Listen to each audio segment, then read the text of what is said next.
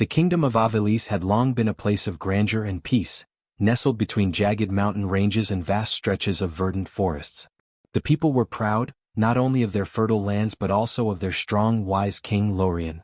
He had ruled for decades, his reign marked by both prosperity and hard choices. Under his leadership, the kingdom had flourished. Markets teemed with exotic goods, scholars filled the libraries, and the military was respected across borders. But in recent years, an air of uncertainty began to creep into the once thriving kingdom. King Leone, once a towering figure of strength and vitality, had fallen ill. At first it seemed like a simple fever, but as the weeks stretched into months, his condition worsened. The healers had no answers and whispers of dark magic filled the streets. Was this the work of a rival kingdom? Or perhaps an ancient curse had taken root? No one knew for sure, but the king's health continued to decline, and with every passing day the people of Avelis grew more anxious. The stability of their future seemed tethered to the king's fragile life, and the throne was left hanging in the balance. It was in the shadow of this uncertainty that Queen Alara, the king's wife, found herself torn between love and duty. She was not born to royalty but had been the daughter of a noble family from a neighboring kingdom. Her marriage to King Leone had been a union of strategy and affection, a blending of two powerful houses. Though their relationship had started as one of duty, it had slowly evolved into something deeper. There were moments, fleeting but real, when Alara felt genuine love for her husband. Their shared laughter, their private conversations in the royal gardens, the way he looked at her with such tenderness, these were the things that made her heart beat faster even after so many years. Yet, beneath this affection, there was always an undercurrent of obligation. As the queen, Alara's role was clear: support her husband, protect the kingdom, and ensure peace within the court. But the weight of those duties had always been heavy. Now, with her husband's impending death on the horizon, Alara was forced to face the reality of the life she had chosen. Her days were consumed with decisions on behalf of the kingdom: who would hold the council, what should be done with the treasury, who was fit to lead the people if the king passed. But in the quiet moments, when the court had retreated to their chambers, Alara would sit alone in her room, her hands trembling as she grappled with the enormity of it all. Her feelings for Leone were complicated. Was it love that bound her to him, or the weight of her vows? Every touch, every glance he gave her now felt different, like a delicate thread tying her to a past that was slipping through her fingers. She loved him, yes, but she also feared the responsibility that came with losing him. Could she bear the loss? And if she did, would she be able to rule Avelis as he had? The kingdom that had once felt like home now seemed like a heavy mantle, one she wasn't sure she was ready to wear alone. Her heart was torn in two. On one side, there was the devotion to the man who had been both her husband and her king, and on the other, there was the crushing reality of what her life would become when he was gone. As much as she wanted to believe that her love for him would sustain her, she couldn't deny the growing fear that she might be more connected to duty than to the man who had once held her hand and whispered promises of a future together. She had to prepare for his death, but how could she let go of someone who had been her everything for so long? The illness that befell King Leone was as mysterious as it was cruel. It began subtly, almost imperceptibly, with the king complaining of fatigue after his daily routines. At first, his advisors chalked it up to the strain of ruling a kingdom that demanded constant attention. But as the weeks passed, the king grew weaker and his once regal presence faded, leaving behind a man who seemed to shrink before the eyes of his court. The symptoms were strange. He would experience fits of fever, followed by long periods of chills, his body trembling uncontrollably. His skin, once bronzed from years of riding under the sun, began to lose its vibrancy, growing pale and sallow. At night, he would cry out in pain, his hands shaking so violently that he could no longer hold his cup without spilling its contents. There were times when he would forget his own name, staring blankly at those who spoke to him, his mind adrift in some distant place that no one could reach. It wasn't just his body that had been ravaged, it was as if the very essence of who he was being stripped away. The kingdom's greatest healers and physicians were called upon to find a cure, but none could discern the cause of the king's suffering. They pored over ancient texts and consulted herbal remedies, but no tincture or poultice seemed to alleviate his pain. Magic, too, was invoked. The most respected sorcerers in the land performed their rituals in the hopes of casting a spell to break the king's affliction.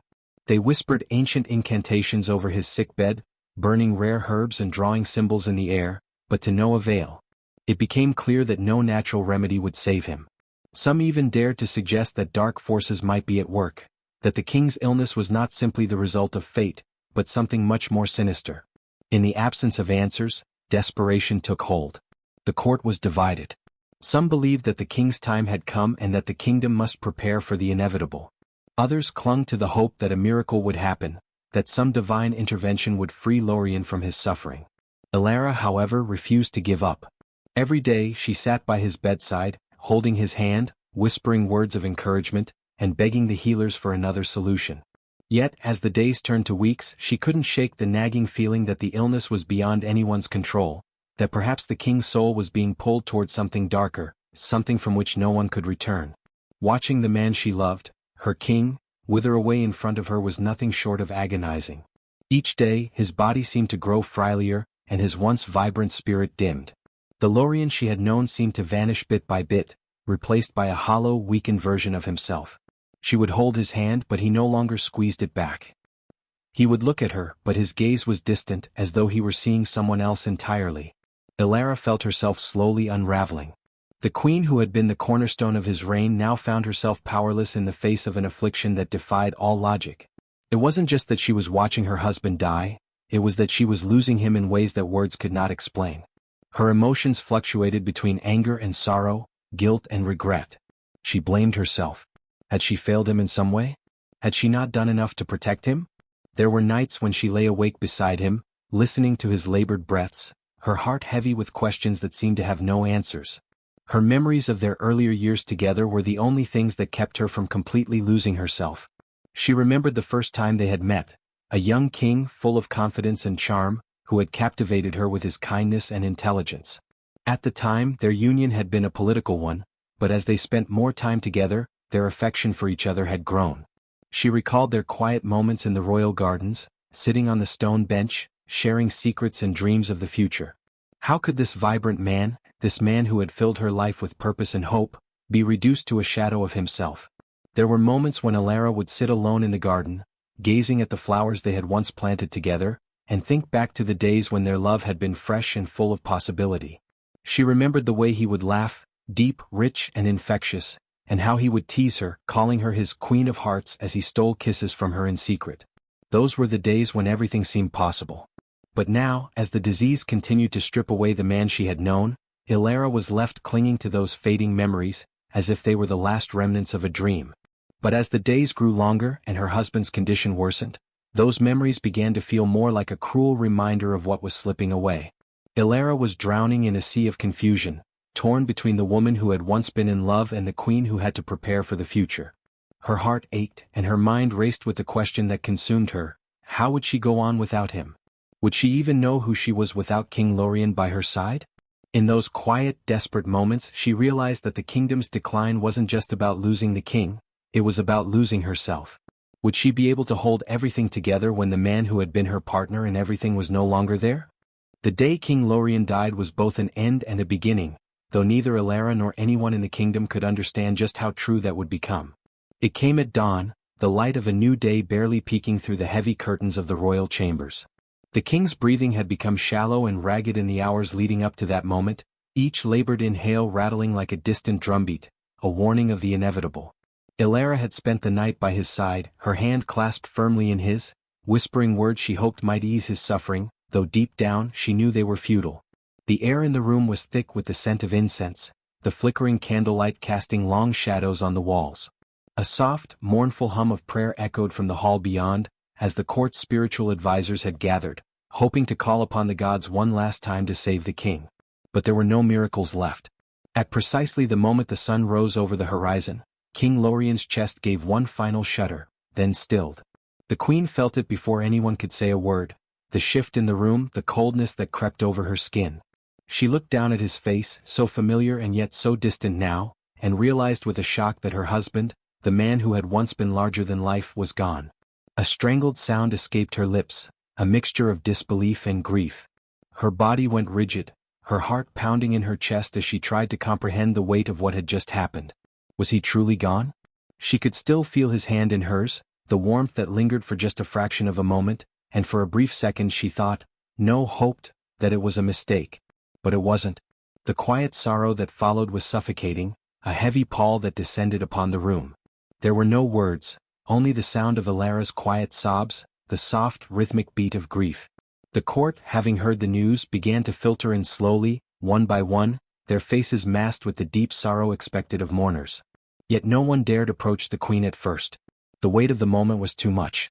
The woman who had been by the king's side through all of his trials was now left to face the aftermath alone, and no one knew how to console her, not even with the grandest gestures or comforting words. As the days passed, the court descended into mourning. Flags were lowered, music stilled, and the city of Avelis seemed to shrink under the weight of its loss. The news spread across the land, and people who had once celebrated the king's victories now wept in the streets, draped in black. Avelis was no longer the thriving kingdom of prosperity, it was a kingdom in mourning, teetering on the edge of an uncertain future. Ilara, though, did not find solace in the ceremonies or the speeches. She didn't feel the kind of closure that everyone seemed to expect from her. Instead, a dull numbness settled over her, a feeling that the world had shifted somehow, but she couldn't quite grasp how. She was expected to assume control immediately, to act as the new ruler and lead the kingdom through this grief, but her heart was a maze of emotions she didn't understand. Sorrow, yes, but also guilt. Guilt for not being able to save him. Guilt for feeling some measure of relief, because at least his suffering was over. She couldn't even bring herself to cry openly in front of the court as everyone else seemed to do. It wasn't that she didn't feel it, but something inside her had closed off. She was simply too exhausted, too torn to allow herself the freedom of grief. But then things began to change.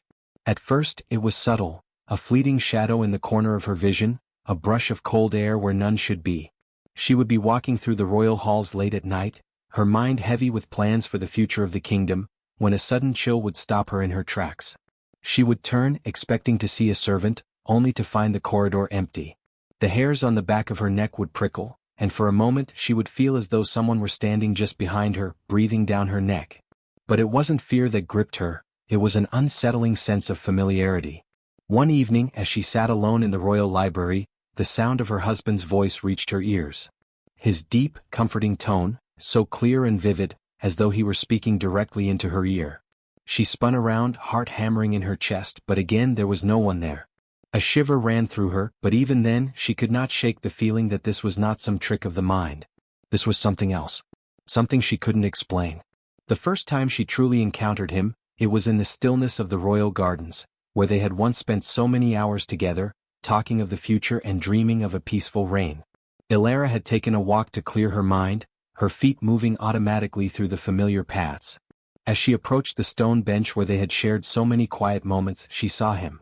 Not as a shadow or a trick of the light, but as clearly as she had ever seen him in life. King Leone, standing just a few feet away, his figure bathed in the pale moonlight. Leone? Her voice trembled, a whisper of disbelief escaping her lips. He didn't respond at first. He simply stood there looking at her, his eyes empty and far away. His face, once full of life, was now a pale reflection of the man she had loved, as if his spirit were trapped in the space between the living and the dead. Ilara, he finally said, his voice quiet but unmistakable. I'm not gone. Her heart froze in her chest. The moment stretched for an eternity. The wind rustled the leaves of the trees around them, the air thick with an eerie silence. The queen felt a strange, inexplicable tug at her heart. Was this real? Was this really him, or was she losing her mind? Leone, how is this possible? She whispered, stepping forward, her legs shaky beneath her. Her heart ached to see him again, but there was fear now too, a growing sense of something not quite right. I couldn't leave Ilara. Not yet, he said, his voice filled with an almost sorrowful longing. There's something I must finish. Something that only you can help me with. The queen felt her world tilt. Her breath caught in her throat as 1,000 questions flooded her mind. Why had he stayed? What unfinished business could bind him to her like this? And most terrifying of all, how long would he remain? Would his spirit haunt her forever, or was there a way to break this strange bond that held him to the realm of the living? It was then that she understood. His death had not set her free. In fact, it had only just begun.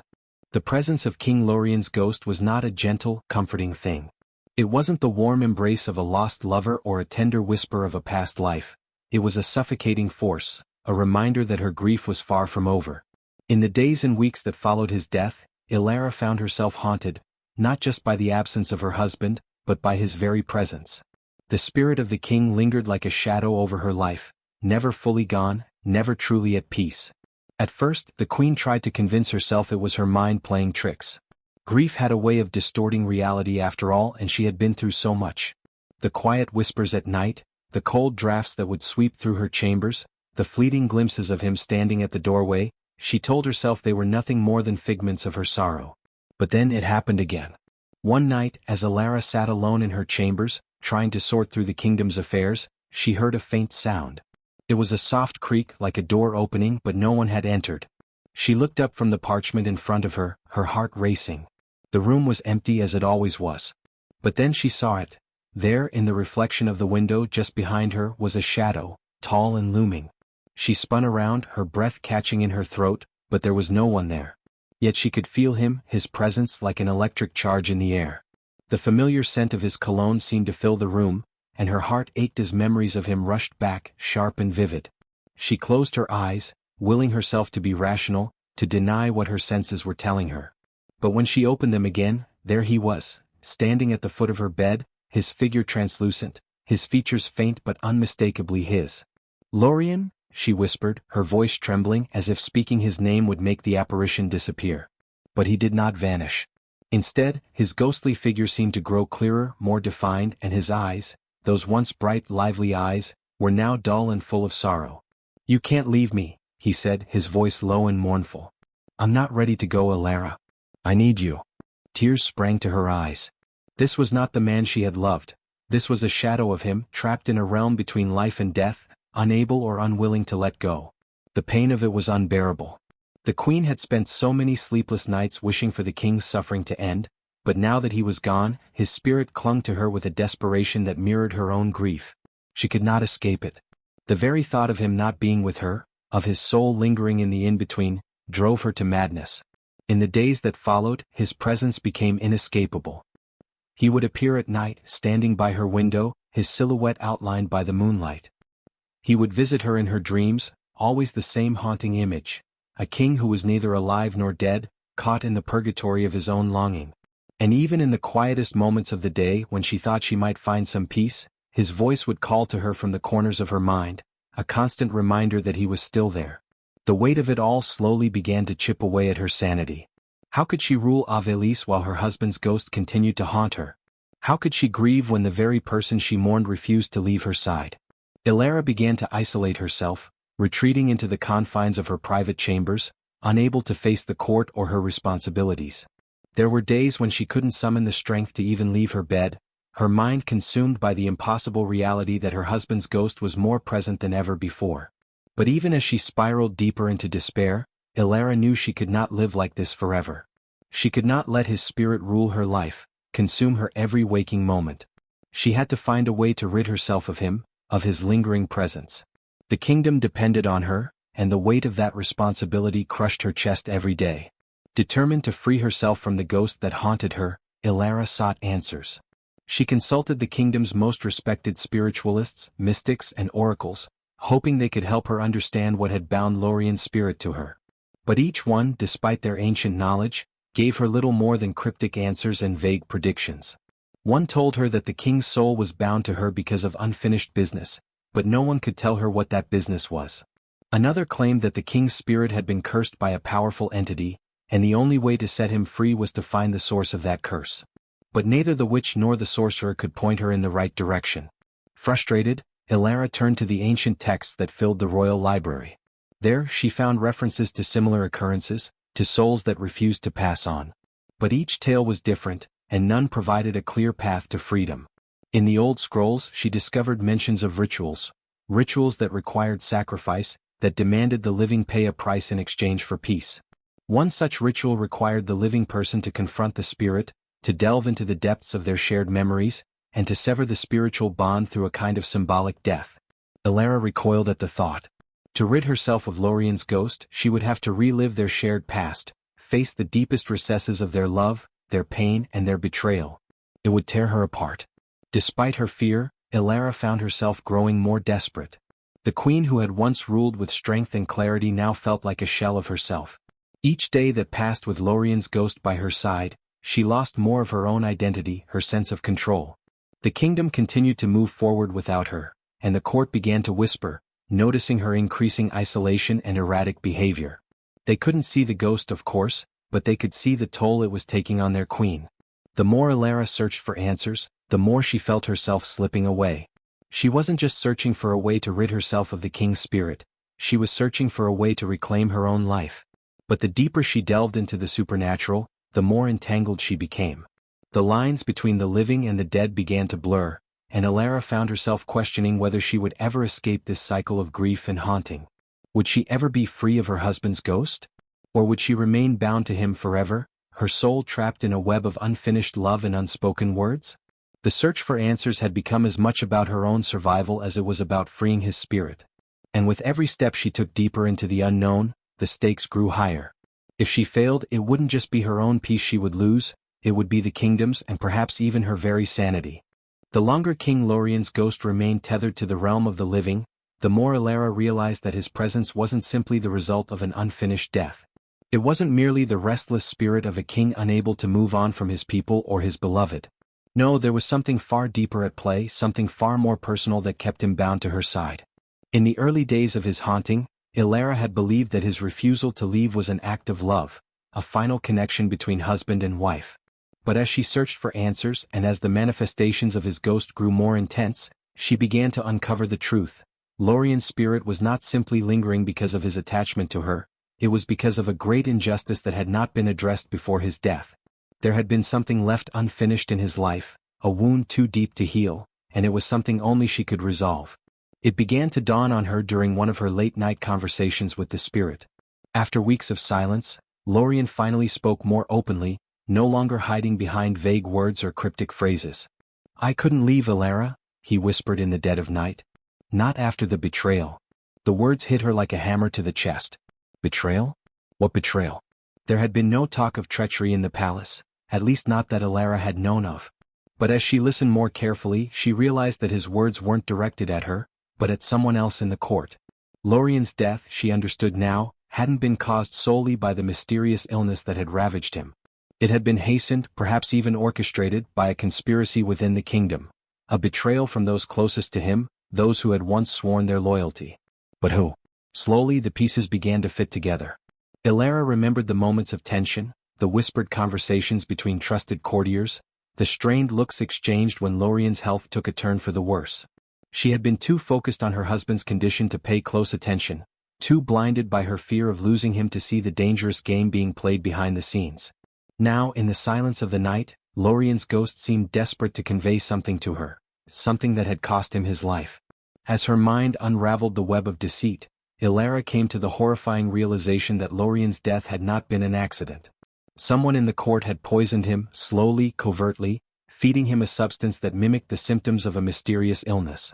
The very people he had trusted, those who had once sworn fealty to him, had conspired to remove him from the throne, hoping to claim power for themselves once he was gone. Lorien had been aware of it, of course. He had sensed something was wrong long before the sickness overtook him. But by the time he had realized the full extent of the treachery, it was too late to stop it. His illness had already begun, and though he fought it with all the strength of a king, there had been no way to save himself. But now, in death, his spirit remained, trapped in a furious need for justice, unable to find peace until the wrongs were righted. And so, he stayed, because of that unfinished business. Because he had been robbed of the chance to expose the truth. Because the ones who had betrayed him still walked freely in the court, with no punishment, no remorse. And he needed Elara to be the one to uncover it. He needed her to avenge him, to reveal the traitors and bring them to justice, or his soul would never be free. The queen's bond with the spirit of her husband grew more complex as she delved deeper into the mystery surrounding his death. The more she learned, the more she began to understand just how intertwined their lives, and now their deaths, had become. It wasn't simply that Lorien's ghost had unresolved business, it was that his unfinished business had become her own. Elara's once clear distinction between life and death had become blurred, and the boundary between her personal grief and her duty to the kingdom became increasingly difficult to navigate. She began to hear Lorien's voice even when he was not physically present. It would come to her in quiet moments, in the corners of her mind. His whispers filled the silence of her nights, the weight of his presence pressing on her even when she could not see him. Sometimes she would wake from a restless sleep to feel his touch on her arm, a brief but unmistakable sensation of fingers brushing her skin. At first she feared she was losing her mind. She questioned her sanity as she began to see things others could not. A candle that flickered inexplicably when she spoke of the court's intrigues. A rustling of papers when no wind was present. The sensation of being watched not just by the eyes of her subjects, but by those who had once been so close to her. Ilara even began to feel him in the most mundane moments. When she was walking through the palace gardens, she would sense his presence just behind her. His shadow, so familiar, would follow her as if tethered to her every step. And when she stood before the throne, leading the kingdom in her husband's place, she would hear his voice advising her, guiding her in her decisions. But it was no longer just a connection of sorrow, it was a bond of understanding. The queen, though terrified, began to see the truth of his lingering attachment. It was not just the kingdom's betrayal that held him captive, it was his love for her. His concern for her safety, for her well-being, transcended the realm of the living. He had not left because he did not want to.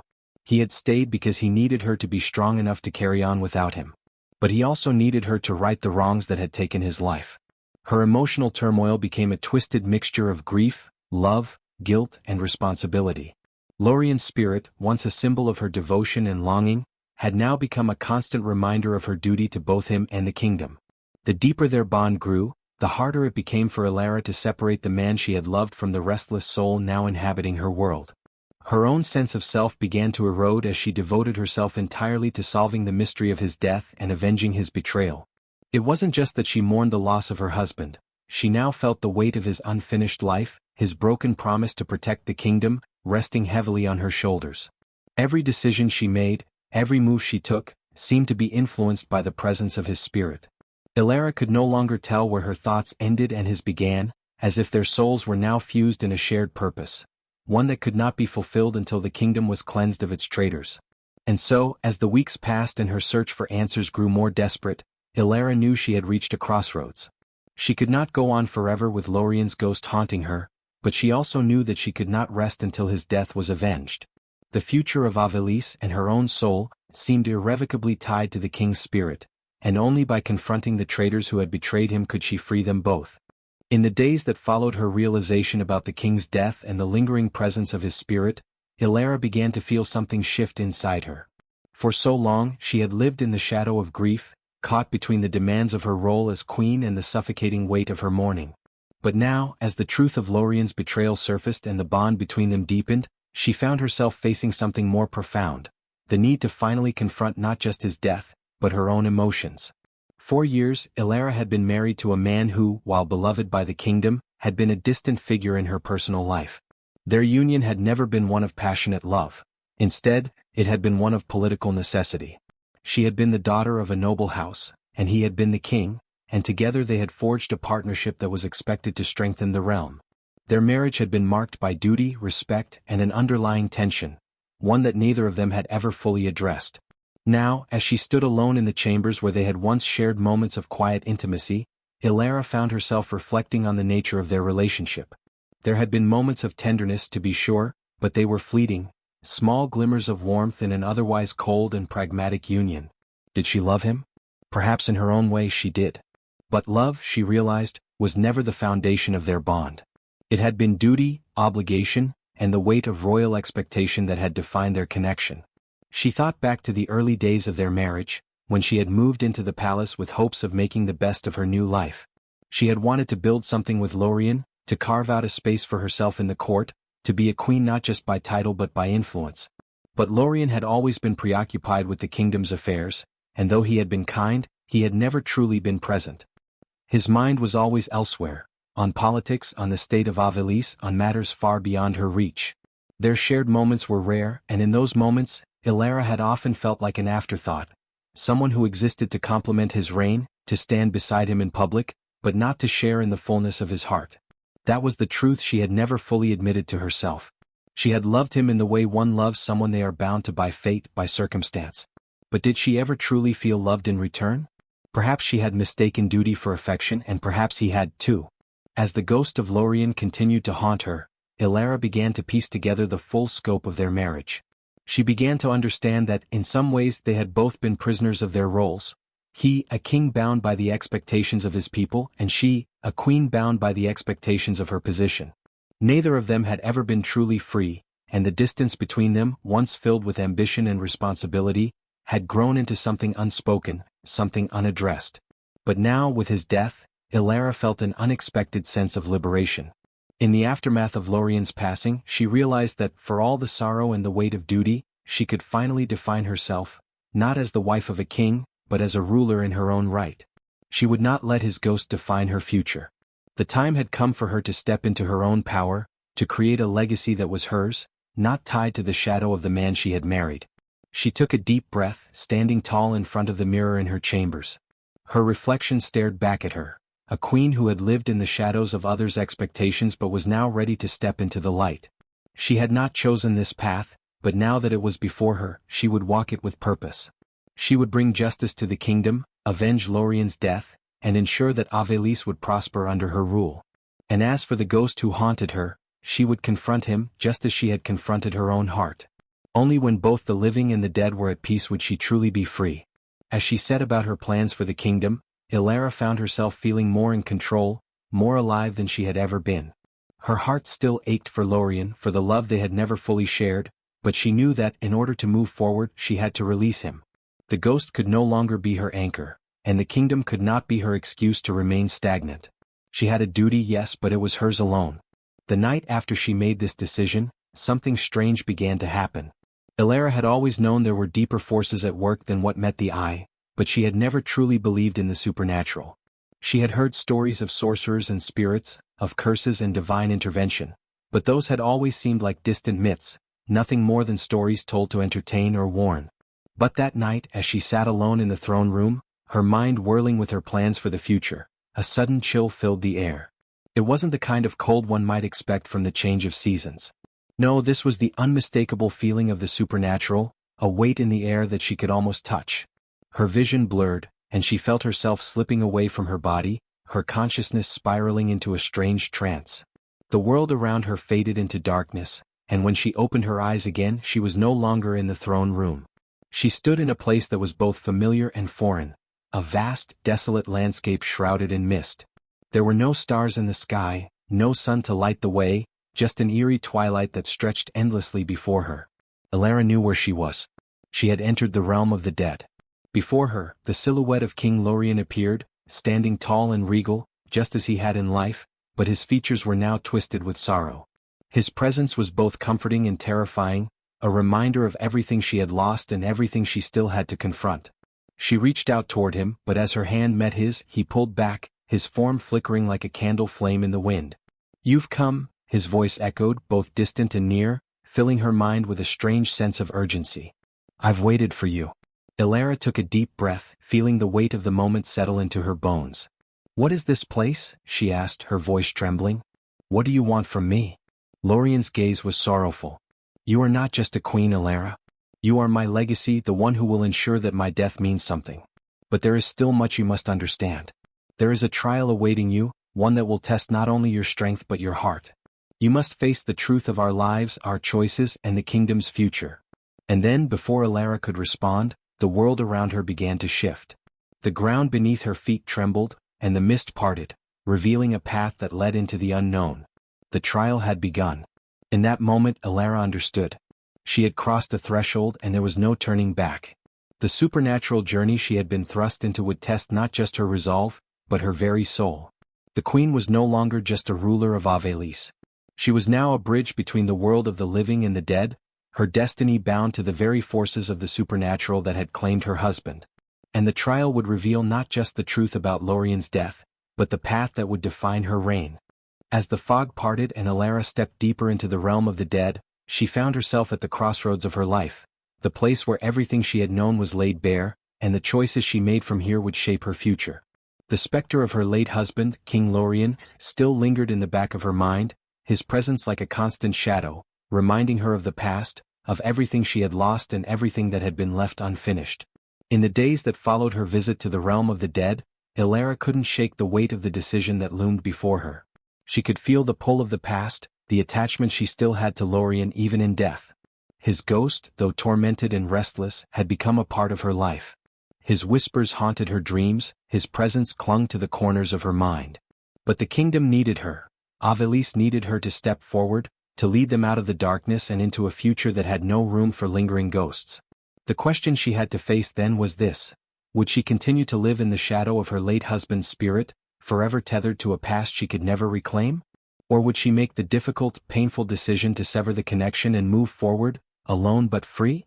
The queen had always been a woman of strength, one who had learned to wield power with quiet grace and unyielding resolve. But now, as she sat alone in her chamber late at night, her mind racing with all the possibilities, she felt something she hadn't experienced before: doubt. Was she ready to release him? Was she ready to let go of the only connection she had to a time when things were simpler, when she was just a wife, bound by duty but untouched by the weight of the crown? She had loved him in her own way, but that love had been tainted by years of political maneuvering, of isolation, of never truly being seen for who she was. Lorien had been her husband, her king, but he had also been a man who had never truly understood her, who had never truly seen the woman she could be. Was it love that bound her to him, or was it the chains of a marriage she had never truly chosen? She thought of the future, of the people who depended on her, of the kingdom that had been left in her hands after his death.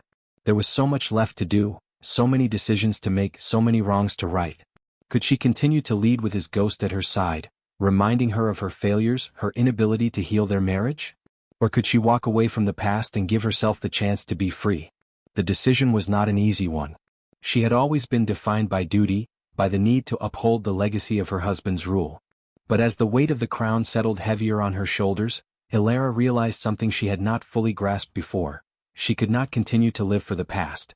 She could not let the mistakes, the regrets, and the unfinished business of Lorien's life determine the course of her own. With a deep breath, Ilara made the choice. She would release him. She would no longer allow his spirit to dictate her future, nor would she continue to dwell on the ghosts of a past she could not change.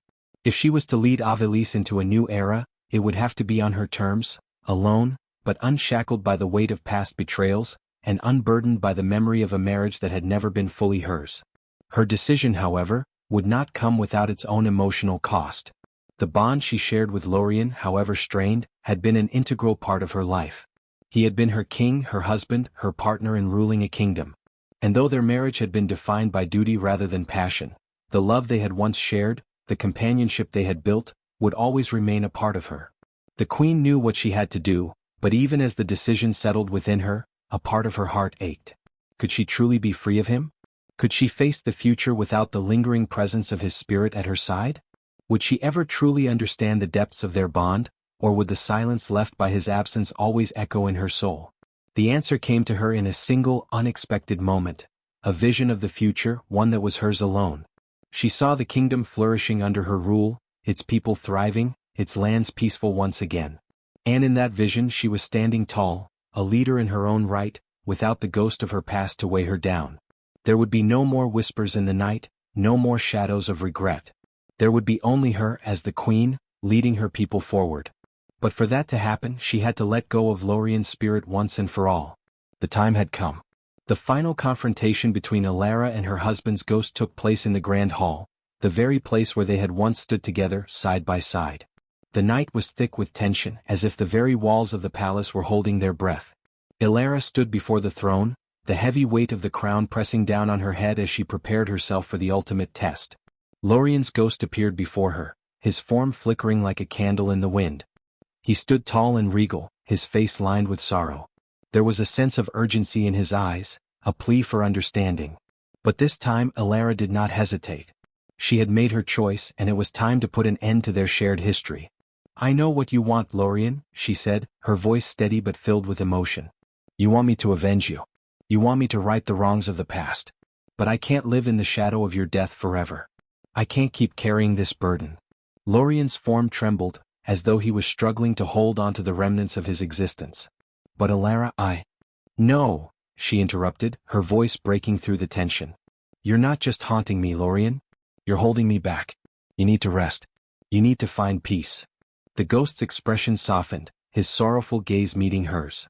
It was as if, for the first time since his death, he understood. The bond between them had been powerful, but it had also been one of unspoken pain, of unfinished business, and of a love that had never fully bloomed. And now it was time to let go. With a final, deep breath, Ilara took a step forward, her hands raised as if offering him something she had never been able to give before. "I forgive you," she whispered. "And I forgive myself." The words hung in the air, a powerful release that seemed to echo through the very walls of the hall. The air around her seemed to shift, and for a brief moment the tension between them eased. Lorien's form flickered one last time, and with a soft sigh he began to fade. "Ilara," his voice echoed, now softer, less insistent. "I'll always be with you. In your heart. In your soul." And with that, his presence was gone. The ghost that had haunted her for so long was finally at peace. Ilara stood in the silence, her heart pounding in her chest. She was no longer burdened by the past. She was no longer haunted by the ghost of the man she had once loved, or perhaps never fully loved. And as she turned away from the empty throne, she knew that the kingdom she had inherited was hers to shape. She would be the queen that Avelise needed, and she would do so with a clear heart, free from the shadows that had once consumed her. The future was hers. With the final echoes of Lorien's ghost fading into the silence, Ilara stood in the great hall, her chest rising and falling with the intensity of the moment. The weight that had plagued her for so long, her marriage, the haunting presence of her late husband's spirit, the guilt and the unresolved emotions, had finally lifted. The past, which had once held her in its tight grasp, was now a distant memory, fading away like a shadow in the light of a new day. For the first time in years, Ilara felt a true sense of freedom. The kingdom still required a queen, an able ruler to guide it through the turbulent times that were ahead. But now it was her kingdom, her people, and her future to shape. She no longer had to carry the expectations of a king who had been more of an idea than a partner. She could now live for herself, for the legacy she would carve out, free from the constraints that had once bound her. The first change was subtle. Ilara began to embrace her role with a newfound confidence. Where once she had stood behind the throne of a husband, she now stood before it as its sole occupant. She spoke with authority in council meetings, her voice steady and commanding, the weight of the crown now feeling more like an honor than a burden. No longer torn between duty and personal turmoil, she made decisions with clarity, shaping Avelise into a kingdom that reflected her own values: strength, compassion, and independence. In her personal life too there was a shift. Ilara found herself less consumed by the expectations of marriage and royalty. She did not seek out a new love to replace the ghost of Lorien. Instead, she embraced her independence. There was a deep satisfaction in being her own woman, unshackled by the bonds of a past that had never truly been hers. She poured her energy into rebuilding the realm, improving the lives of the people who depended on her, ensuring that the mistakes of the past were not repeated. As time passed, rumors of her leadership began to spread beyond Avelise. The queen who had once been a mere shadow of a king was now a beacon of strength and wisdom. Her reign was marked by prosperity, and the kingdom flourished under her rule. She had taken the mantle of leadership not out of obligation, but because she had finally found the courage to be the ruler Avelise needed. Despite the outward success, however, there were moments when Ilara would pause and reflect on the long road she had walked. The pain of Lorien's death, the weight of the supernatural bond between them, and the emotional turmoil had left scars on her soul. But those scars were not a mark of weakness. They were a testament to her resilience, to the strength she had found within herself when all seemed lost. Ilara knew she would never forget Lorien, nor the lessons his ghost had taught her. She had learned that love was not always simple, and that closure did not come easily. But she had also learned the power of forgiveness, of letting go, and of walking forward when the past threatened to consume her. It was a lesson she would carry with her always. In the quiet moments, when the weight of the crown felt too heavy, Ilara would walk in the gardens of the palace, where the trees had begun to bloom again. The flowers were more vibrant, the air more fragrant, as though the land itself had begun to heal alongside her. And in those moments she would allow herself to simply be queen, woman, survivor. She had overcome the ghosts of her past, and she had emerged stronger than she had ever been. The kingdom had changed, and so had she.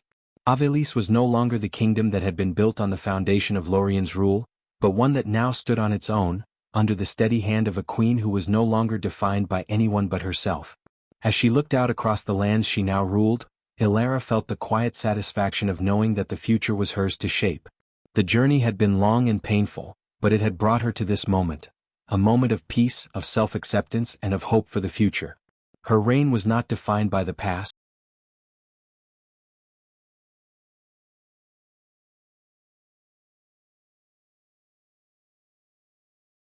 Beginning.